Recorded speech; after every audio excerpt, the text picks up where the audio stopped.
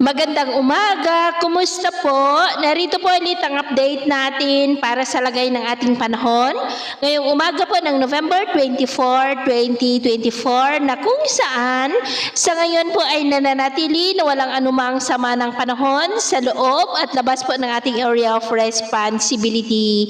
Easterlies pa rin ang hangin na patuloy po na umiihip sa silangan ng ating bansa, habang hanging amihan naman ang hangin na umiihip hanggang dito po sa northern part ng Northern Luzon. At ang shear line naman po o yung imaginary line ng hangganan ng malamig na hanging amihan at mainit na easterlies ay nag-i-extend po dito po sa may northeast ng Cagayan na dahilan ngayong araw ng cloudy skies na may mga pag-ulan dito po sa Cagayan. At sa ating long range forecast ay wala naman pong bagyo na namamataan na tatawid po dito sa ating kalupaan hanggang sa matapos ang buwan na ito ay storm free po tayo.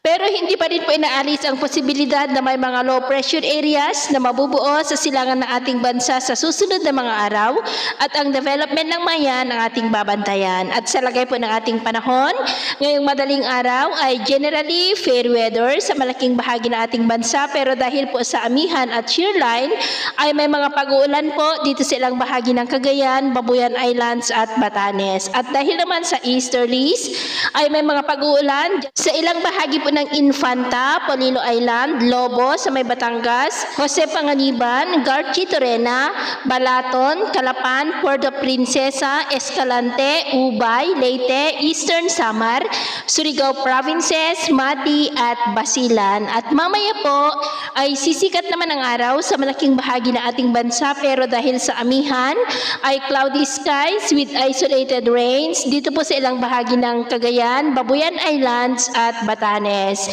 At dahil naman po sa easterlies ay cloudy skies with isolated rains sa ilang bahagi ng Quezon, Camarines Norte, Catanduanes, Sorsogon, Lobo, Calapan, ilang bahagi ng Palawan, ilang bahagi ng Panay Island, Escalante, ilang bahagi ng Leyte, Eastern Samar, Caraga, Mati at Sulu Archipelago. At mamayang hapon, mas maraming lugar ulit ang makakaranas ng mas maulap na kalangitan with isolated rains, lalo na po sa silangang bahagi ng ating bansa at dito sa Northern Luzon, dulot ng amihan at easterlies. Sa atin naman pong mga baybayin, dahil po sa amihan ay iwasan na muna natin ang papalaot sa buong seaboard ng Batanes, buong seaboard ng Babuyan Islands, Cagayan, Ilocos Norte, Ilocos Sur, La Union, Pangasinan, Isabela, dahil ang mga alon dyan ay posible po na abot hanggang sa 3 to 5 meters height. Kaya hanggat maaari ay iwasan na po muna natin ang papalaot dyan sa mga may kulay pula